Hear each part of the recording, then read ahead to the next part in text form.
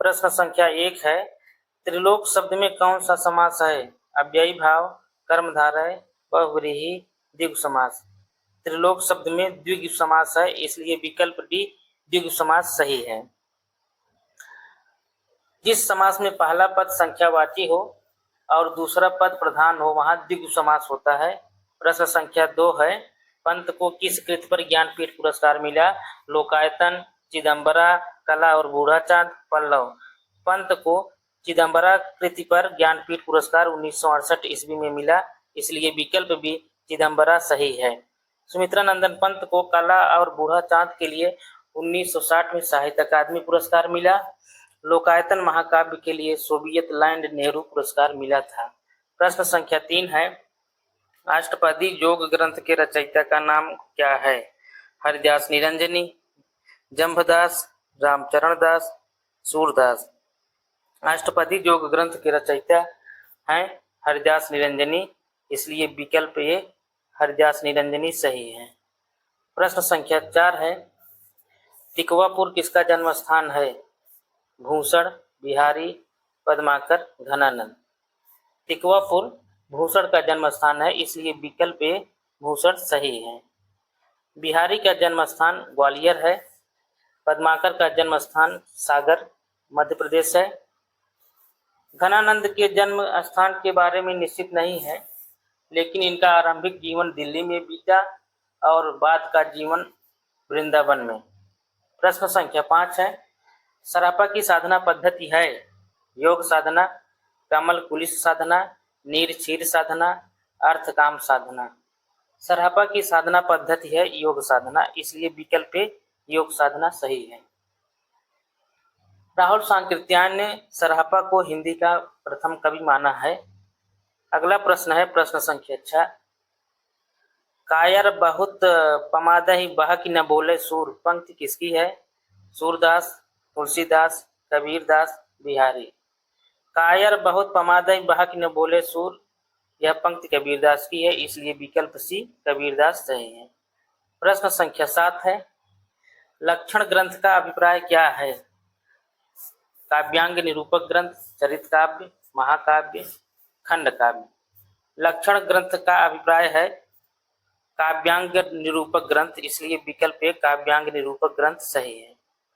प्रश्न संख्या 8 है, सागर सेवित मेघ मेखलित किस विधा की रचना है?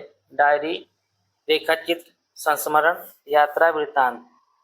सागर सेवित मेघ मेखलित यह यात्रा वृत्तांत विधा की रचना है, इसलिए विकल्प डी यात्रा वृत्तांत सही है। सागर सेवित मेघ मेखलित किसी एक रचना का नाम नहीं है, बल्कि यह अज्ञेय द्वारा लिखे गए यात्रा वृत्तांत अरे यायावर रहेगा याद का हिस्सा है। अज्ञेय ने अरे यायावर रहेगा याद यात्रा वृत्तांत की रचना 1953 ईस्वी में की। एक बूंद सहसा उछली यात्रा वृत्तांत की रचना 1960 ईस्वी में की। अरे यायावर रहेगा याद यात्रा वृत्तांत यह स्वदेश यात्रा से संबंधित है। एक बूंद सहसा उछली यात्रा वृत्तांत विदेश यात्रा से संबंधित है। हमारा अगला प्रश्न है प्रश्न संख्या 9, दाख छोड़ के कटुक निवौरी को अपन मुख खाए हैं पंक्ति के लेखक हैं भूषण, तुलसीदास, सूरदास, मीराबाई। तो दाख छोड़ के कटुक निवौरी को अपने मुख खाए हैं, यह पंक्ति सूरदास की है, इसलिए विकल्प सी सूरदास सही है। सूरदास जी ने लिखा है कि जोग ठगौरी ब्रजना बिकी हैं, यह व्यापार तिहारो उधव ऐसे ही फिर जय हैं, जापे लय आए हो मधुकर ताके उर न समय हो, दाख छाड़ के कटुक निबौरी को अपने मुख खाए हैं। प्रश्न संख्या 10, राजा लक्ष्मण सिंह कौन सा अखबार निकालते थे? ब्राह्मण, प्रजा हितैषी, हिंदी प्रदीप, आर्य दर्पण। राजा लक्ष्मण सिंह प्रजा हितैषी अखबार निकालते थे, इसलिए विकल्प भी प्रजा हितैषी सही है। प्रजा हितैषी यह साप्ताहिक पत्र था जो आगरा से निकलता था। ब्राह्मण मासिक पत्रिका का प्रकाशन 1883 ईस्वी में कानपुर से हुआ था, जिसके संपादक प्रताप नारायण मिश्र थे। हिंदी प्रदीप मासिक पत्रिका का प्रकाशन प्रयाग से 1877 ईस्वी में हुआ था, जिसके संपादक बालकृष्ण भट्ट थे। आर्य दर्पण मासिक पत्रिका का प्रकाशन शाहजहांपुर से 1877 ईस्वी में हुआ था, जिसके संपादक मुंशी बख्तावर सिंह थे। हमारा अगला प्रश्न है प्रश्न संख्या 11। उदंत मार्तंड की प्रकाशन तिथि है 30 मार्च 1926, 30 मई 1826, 30 जून 1926, 30 जुलाई 1926। उदंत मार्तंड की प्रकाशन तिथि है 30 मई 1826, इसलिए विकल्प बी 30 मई 1826 सही है। उदंत मार्तंड हिंदी की प्रथम पत्रिका थी जो 30 मई 1826 ईस्वी को कलकत्ता से प्रकाशित हुई, जिसके संपादक थे पंडित जुगल किशोर। ये कानपुर के निवासी थे। उदंत मार्तंड के प्रकाशन तिथि को आधार मानकर राष्ट्रीय हिंदी पत्रकारिता दिवस मनाया जाता है। हमारा अगला प्रश्न है प्रश्न संख्या 12। अमीर खुसरो का वास्तविक नाम क्या था? अब्दुल हसन, हसन अमीर, अब्दुल खुसरो, अब्दुल बिस्मिल्लाह।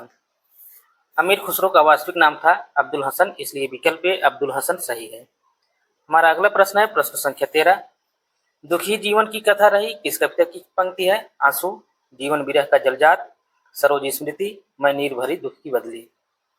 दुखी जीवन की कथा रही यह पंक्ति सरोज स्मृति काव्य से है, इसलिए विकल्प सी सरोज स्मृति सही है। सरोज स्मृति की रचना सूर्यकांत त्रिपाठी निराला ने 1935 ईस्वी में की थी। आंसू जयशंकर प्रसाद का काव्य है। यह एक विरह प्रधान स्मृति काव्य है। इसमें 133 छंद हैं। आंसू की रचना 1925 ईस्वी में हुई थी। इसे हिंदी का मेघदूत कहा जाता है। जीवन विरह का जलजात कविता महादेवी वर्मा की है। मैं नीर भरी दुख की बदली भी कविता महादेवी वर्मा की है, जो सांध्य गीत में संकलित है। हमारा अगला प्रश्न है प्रश्न संख्या 14। लीजा किस रचना की पात्र है? राजनीति का बंटवारा, गबन, कुटज, तमस। लीजा तमस रचना की पात्र है, इसलिए विकल्प डी तमस सही है। तमस उपन्यास 1973 में भीष्म साहनी ने लिखा था। इसमें भारत विभाजन की सांप्रदायिक विभीषिका का महाकाव्यात्मक अंकन किया गया है।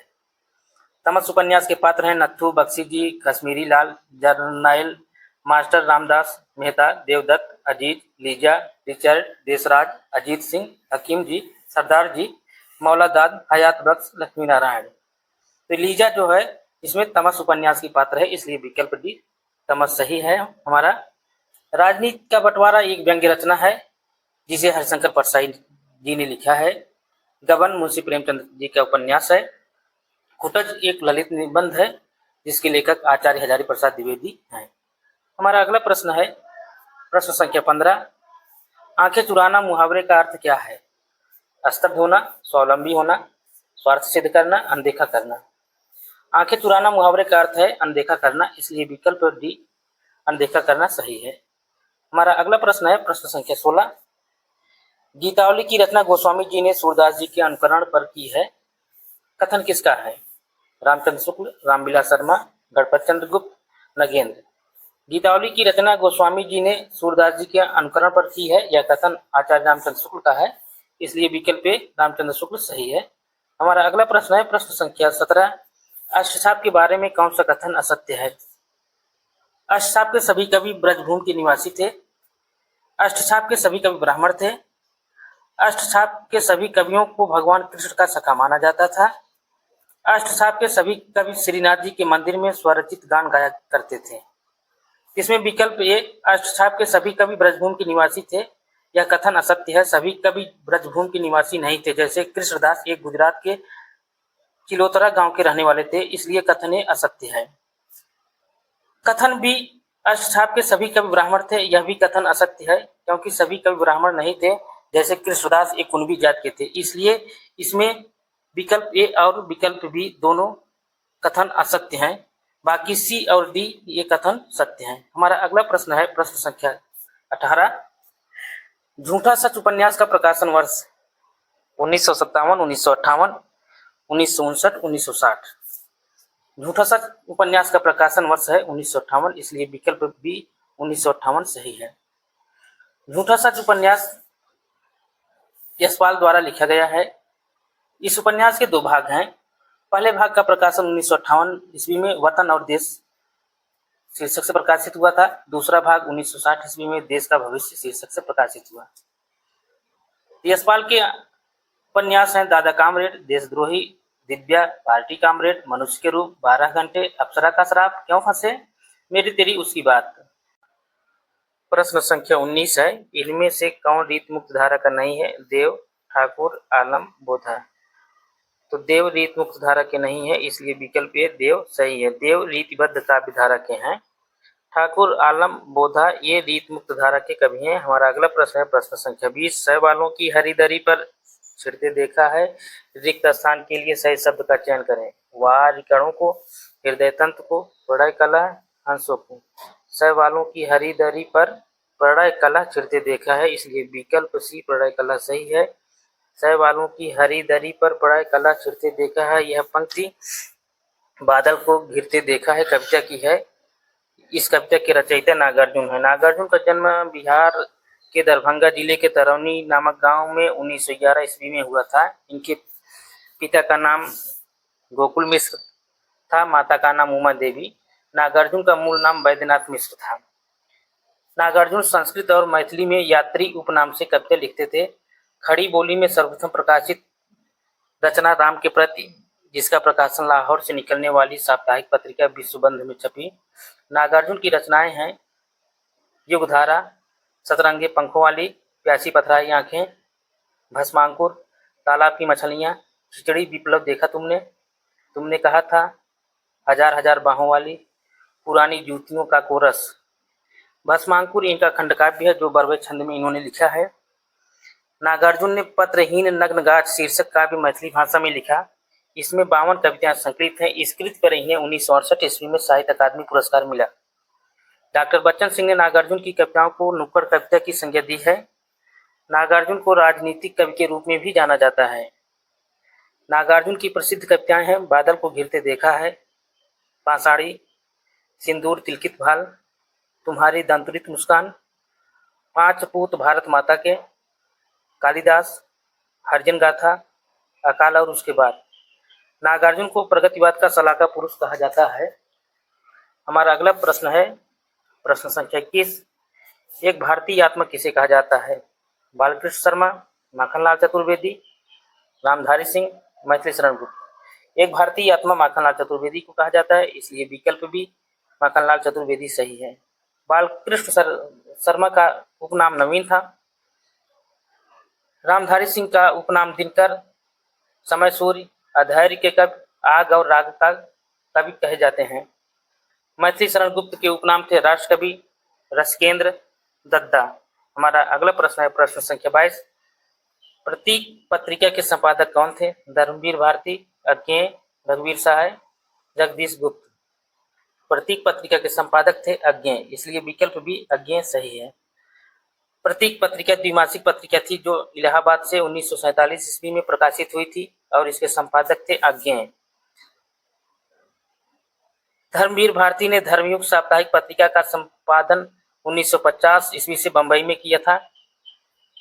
रघुवीर सहाय ने दिनमान साप्ताहिक पत्रिका का प्रकाशन 1965 में दिल्ली से किया था। जगदीश गुप्त ने नई कविता अर्धवार्षिक पत्रिका का संपादन इलाहाबाद से 1954 ईस्वी में किया था। हमारा अगला प्रश्न है प्रश्न संख्या 23, निराला रचित काव्य संग्रह है करुणालय, बाड़ी, अर्चना, युगपत। निराला रचित काव्य संग्रह है अर्चना, इसलिए विकल्प सी अर्चना सही है। अर्चना काव्य की रचना निराला ने 1950 ईस्वी में की थी। करुणालय जयशंकर प्रसाद का नाटक है। वाड़ी और युगपत सुमित्रा नंदन पंत के काव्य हैं। हमारा अगला प्रश्न है प्रश्न संख्या 24, कुटज किस प्रकार का निबंध है? ऐतिहासिक, सांस्कृतिक, ललित, मनोविश्लेषणात्मक। कुटज ललित निबंध है, इसलिए विकल्प सी ललित निबंध सही है। कुटज निबंध के निबंधकार हैं आचार्य हजारी प्रसाद द्विवेदी। प्रश्न संख्या 25 है, रहीम के बारे में कौन सा तथ्य सही नहीं है? इन्हें खान खाना की पदवी मिली थी। बरवे रामायण इनकी रचना है। ये रिश्ते में अकबर के भाई थे। इन्होंने नीति एवं उपदेश परक दोहे लिखे। तो रहीम के बारे में कौन सा तथ्य सही नहीं है? तो वह है विकल्प बी, बरवे रामायण इनकी रचना है। बरवे रामायण इनकी रचना नहीं बल्कि यह तुलसीदास जी की रचना है, इसलिए विकल्प बी सही है। हमारा अगला प्रश्न है प्रश्न 26, दीन्हे पलक कपाट शयानी का प्रयोग किसके संदर्भ में किया गया है? गाधा, पद्मावती, सीता, मीराबाई। दीन्हे पलक कपाट शयानी पंक्ति का प्रयोग सीता के संदर्भ में किया गया है, इसलिए विकल्प सी सीता सही है। लोचन मग रामहि उर आनी, दीन्हे पलक कपाट समानी। यह पंक्ति रामचरितमानस के पुष्पवाटिका प्रसंग से ली गई है, जिसमें सीता के हृदय में राम के प्रथम दर्शन के बाद भावों का वर्णन है। हमारा अगला प्रश्न है प्रश्न संख्या 27, ठगनी क्यों नैना झमकावे पंक्ति का उपयोग किस कहानी में हुआ है? गदल, पराया सुख, ठाकुर का कुआं, कफन। ठगनी क्यों नैना झमकावे पंक्ति का उपयोग कफन कहानी में हुआ है, इसलिए विकल्प डी कफन सही है। कफन मुंशी प्रेमचंद की कहानी है, जिसे उन्होंने 1936 ईस्वी में लिखा था। यह प्रेमचंद की अंतिम कहानी मानी जाती है। कफन कहानी के पात्र हैं घीसू, माधव, बुधिया। गदल कहानी रांगे राघव की बहुचर्चित कहानी है। इसका प्रकाशन 1955 ईस्वी में हुआ था। यह इनकी प्रसिद्ध कहानी है। पराया सुख यह यशपाल की कहानी है। ठाकुर का कुआं मुंशी प्रेमचंद की कहानी है। हमारा अगला प्रश्न है प्रश्न संख्या 28, ध्रुवस्वामिनी नाटक में अंकों की संख्या कितनी है? 6, 5, 4, 3। ध्रुवस्वामिनी नाटक में अंकों की संख्या है 3, इसलिए विकल्प डी सही है। ध्रुवस्वामिनी नाटक की रचना जयशंकर प्रसाद ने 1933 ईस्वी में की थी। हमारा अगला प्रश्न है प्रश्न संख्या 29, संबंध कारक के विभक्ति चिन्ह क्या होते हैं? में, पे, पर, ने, द्वारा, से, हे, अरे, ओ, काके की। संबंध कारक के विभक्ति चिन्ह है काके की, इसलिए विकल्प डी काके की सही है। हमारा अगला प्रश्न है प्रश्न संख्या 30, रूपमंजरी किसकी कृति है? नंददास, नाभादास, चतुर्भुज दास, नरपत व्यास। रूपमंजरी नंददास की कृति है, इसलिए विकल्प ए नंददास सही है। नंददास की अन्य रचनाएं हैं अनेकार्थ मंजरी, मान मंजरी, सुदामा चरित, रस मंजरी, रूप मंजरी, विरह मंजरी, प्रेम बारह खड़ी, श्याम सगाई, रुक्मणी मंगल, भंवर गीत, रास पंचाध्यायी, सिद्धांत पंचाध्यायी, दसम स्कंद भाषा। रास पंचाध्यायी रोला छंद में लिखा गया है। 5 अध्याय हैं। वियोगी हरि ने इसे हिंदी का गीत गोविंद कहा है। नंददास को जड़िया कवि कहा जाता है और कवि गड़िया नंददास जड़िया। प्रश्न संख्या 31 है, यह वह विश्वास नहीं जो अपनी लखता में कांपा पंक्ति किसकी है? नागार्जुन, महादेवी, अज्ञेय, निराला। यह वह विश्वास नहीं जो अपनी लखता में कांपा, यह पंक्ति अज्ञेय की है, इसलिए विकल्प सी अज्ञेय सही है। यह वह विश्वास नहीं जो अपनी लघुता में कांपा अज्ञेय की, यह दीप अकेला कविता अज्ञेय के बावरा अहेरी संग्रह में संग्रहित है। हमारा अगला प्रश्न है प्रश्न संख्या 32, क्या स्त्री होना कोई पाप है पंक्ति के लेखक का नाम? प्रेमचंद, रांगे राघव, यशपाल, जयशंकर प्रसाद। क्या स्त्री होना कोई पाप है पंक्ति के लेखक हैं जयशंकर प्रसाद, इसलिए विकल्प डी जयशंकर प्रसाद सही है। क्या स्त्री होना पाप है? यह कथन आकाशदीप कहानी की पात्र चंपा का है। आकाशदीप कहानी के लेखक जयशंकर प्रसाद हैं। हमारा अगला प्रश्न है प्रश्न संख्या 33, प्रगतिशील लेखक संघ का प्रथम अधिवेशन कब और कहाँ हुआ था? 1936 इलाहाबाद, 1936 लखनऊ, 1936 कलकत्ता, 1936 लाहौर। प्रगतिशील लेखक संघ का प्रथम अधिवेशन 1936 लखनऊ में हुआ था, इसलिए विकल्प बी 1936 लखनऊ सही है। अप्रैल 1936 ईस्वी में प्रगतिशील लेखक संघ की स्थापना लखनऊ में हुई। इसके अध्यक्ष मुंशी प्रेमचंद थे। प्रथम अधिवेशन के समय से ही प्रगतिवाद आंदोलन की शुरुआत होती है। हमारा अगला प्रश्न है प्रश्न संख्या 34, काल इसको दे गया पल आंसुओं का हार पंक्ति किसकी है? प्रसाद, निराला, महादेवी वर्मा, पंत।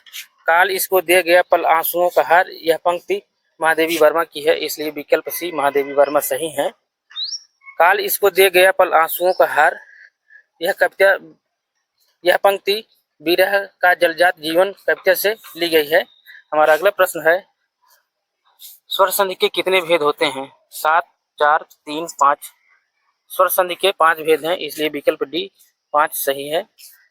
हमारा अगला प्रश्न है प्रश्न संख्या 36।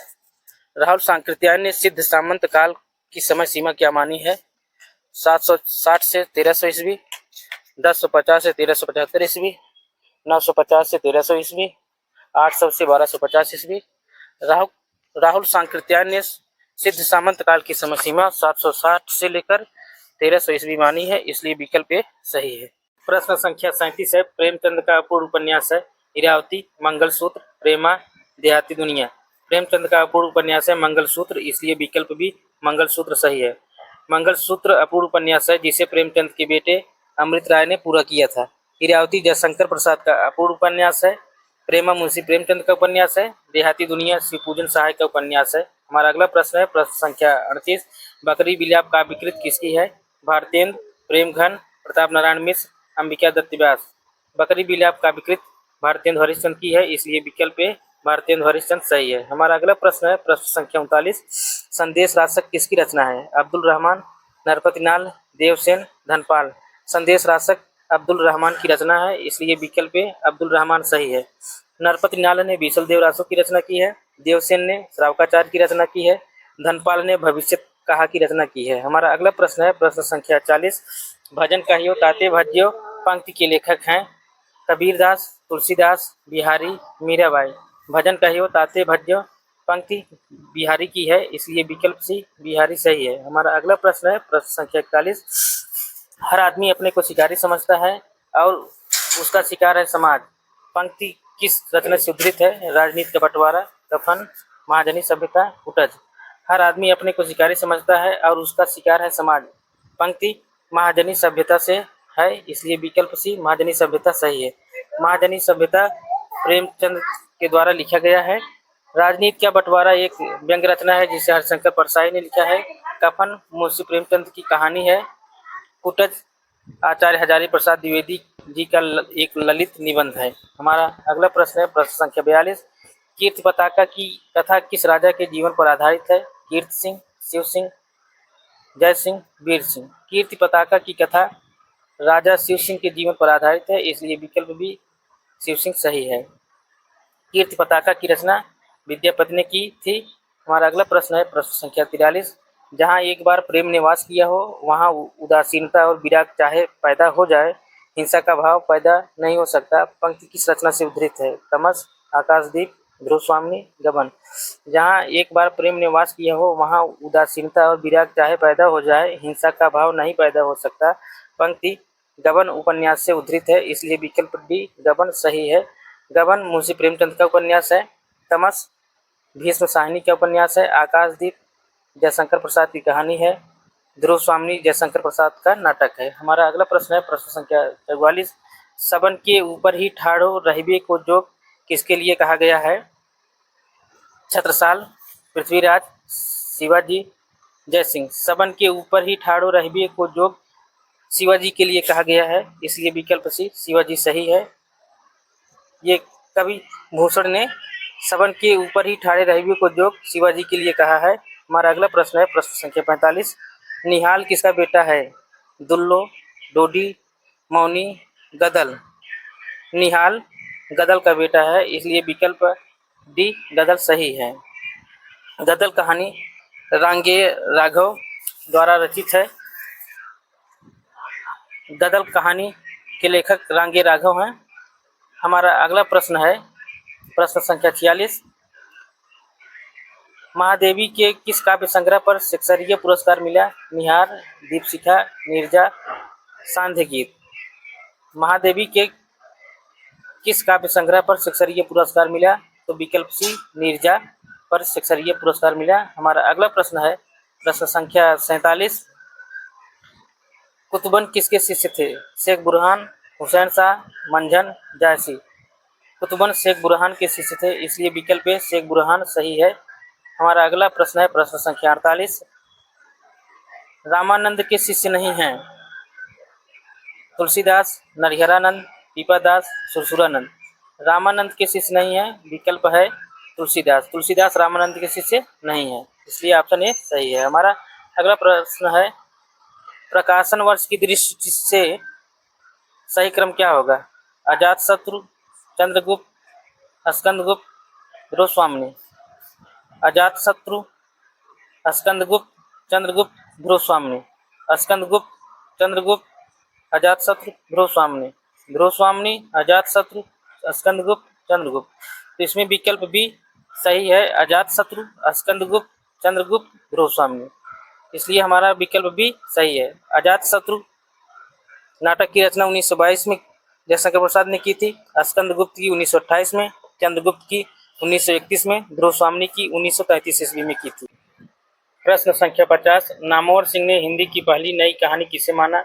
उसने कहा था परिंदे, चीफ की दावत, वापसी। नामवर सिंह ने हिंदी की पहली नई कहानी परिंदे को माना, इसलिए विकल्प बी परिंदे सही है। परिंदे कहानी के लेखक निर्मल वर्मा है। उसने कहा था कहानी के लेखक चंद्रधर शर्मा गुलेरी हैं। चीफ की दावत कहानी के लेखक भीष्म साहनी है। वापसी कहानी की लेखिका उषा प्रियमवदा हैं। हमारा अगला प्रश्न है प्रश्न 51, बिजनेस की भी एक नैतिकता होती है, उक्त किस रचना से उद्धृत है? गदल, महाजनी सभ्यता, सागर सेवित मेखलित, राजनीति का बंटवारा। बिजनेस की भी एक नैतिकता होती है, यह कथन राजनीति का बंटवारा से उद्धृत है, इसलिए विकल्प डी राजनीति का बंटवारा सही है। राजनीति का बंटवारा यह एक व्यंग्य रचना है जिसे हरिशंकर परसाई ने लिखा है। गदल रांगे राघव की कहानी है। महाजनी सभ्यता यह मुंशी प्रेमचंद का निबंध है। सागर सेवित मेखलित यह अज्ञे जी के यात्रा वृतांत अरे यायावर रहेगा याद का एक हिस्सा है। हमारा अगला प्रश्न है प्रश्न संख्या 52, असली शिक्षा स्कूल छोड़ने के बाद होती है और वही हमारे जीवन में काम भी आती है। पंक्ति किसकी है? भीष्म साहनी, यशपाल प्रसाद, प्रेमचंद। असली शिक्षा स्कूल छोड़ने के बाद होती है और वही हमारे जीवन में काम भी आती है, यह पंक्ति प्रेमचंद का है, इसलिए विकल्प बी प्रेमचंद सही है। हमारा अगला प्रश्न है प्रश्न संख्या 53, पृथ्वीराज रासो को सर्वथा अप्रामाणिक कौन मानता है? श्याम सुंदर दास, बुलर, सुनीत कुमार चटर्जी, हजारी प्रसाद द्विवेदी। पृथ्वीराज रासो को सर्वथा अप्रामाणिक बुलर मानते हैं, इसलिए विकल्प बी बुलर सही है। श्याम सुंदर दास पृथ्वीराज रासो को प्रामाणिक मानते हैं। सुनीत कुमार चटर्जी, हजारी प्रसाद द्विवेदी पृथ्वीराज रासो को अर्ध प्रामाणिक मानते हैं। हमारा अगला प्रश्न है प्रश्न संख्या 54, इनमें से सर्वाधिक टीकाएं किस पुस्तक पर उपलब्ध हैं? बिहारी सतसई, शिवा बावनी, रामचंद्रिका, मतिराम सतसई। इनमें सर्वाधिक टीकाएं बिहारी सतसई पर लिखी गई हैं, इसलिए विकल्प बिहारी सतसई सही है। बिहारी सतसई के रचनाकार बिहारी हैं। शिवा बावनी के रचनाकार भूषण हैं। रामचंद्रिका के रचनाकार केशव हैं। मतिराम सतसई के रचनाकार मतिराम हैं। हमारा अगला प्रश्न है प्रश्न संख्या 55, उर्मिला किस कहानी की पात्र है? आकाशदीप, ज्ञानदान, इंद्रजाल, पराया सुख। उर्मिला पराया सुख कहानी की पात्र है, इसलिए विकल्प डी पराया सुख सही है। पराया सुख कहानी यशपाल ने लिखी है। हमारा अगला प्रश्न है प्रश्न संख्या 56, इनमें से किस पदबंध का प्रयोग मुक्तिबोध ने किया है? राहों का अन्वेषण, विरुद्धों का सामंजस्य, ज्ञानात्मक संवेदन, संवेदनात्मक ज्ञान, लघु मानव। तो इनमें से किस पदबंध का प्रयोग मुक्तिबोध ने किया है? तो विकल्प सी ज्ञानात्मक संवेदन और संवेदनात्मक ज्ञान पदबंध का प्रयोग किया है। आचार्य रामचंद्र शुक्ल ने विरुद्धों का सामंजस्य प्रयोग किया है। राहों का अन्वेषण अज्ञेय ने प्रयोग किया है। हमारा अगला प्रश्न है प्रश्न संख्या 57, जिस गंभीर मधुर छाया में विश्व चित्रपट चलमाया में किस कवि की पंक्ति है? निराला, पंत, प्रसाद, महादेवी वर्मा। जिस गंभीर मधुर छाया में विश्व चित्रपट चलमाया में, यह पंक्ति प्रसाद की है, इसलिए विकल्प सी प्रसाद सही है। अगला प्रश्न है प्रश्न संख्या 58, तमस के अंग्रेज कलेक्टर का नाम है? Clive, Hubert, Curzon, Richard. तमस के अंग्रेज कलेक्टर का नाम है रिचर्ड, इसलिए विकल्प डी रिचर्ड सही है। हमारा अगला प्रश्न है प्रश्न संख्या 59, आधुनिक काल को गतिकाल नाम किसने दिया? रामचंद्र शुक्ल, मिश्रबंध, राम कुमार वर्मा, गणपत चंद्र गुप्त। आधुनिक काल को गतिकाल नाम रामचंद्र शुक्ल ने दिया है, इसलिए विकल्प रामचंद्र शुक्ल सही है। हमारा अगला प्रश्न है, किस कवि से प्रभावित होकर धर्मदास निर्गुण मत की ओर झुके? कबीर, मलुकदास, सुंदरदास, दादू दयाल। किस कवि से प्रभावित होकर धर्मदास निर्गुण मत की ओर झुके? तो विकल्प ए कबीर, इसलिए विकल्प ए कबीर सही है। कबीर से प्रभावित होकर के धर्मदास निर्गुण मत की ओर झुके। बहुत बहुत धन्यवाद।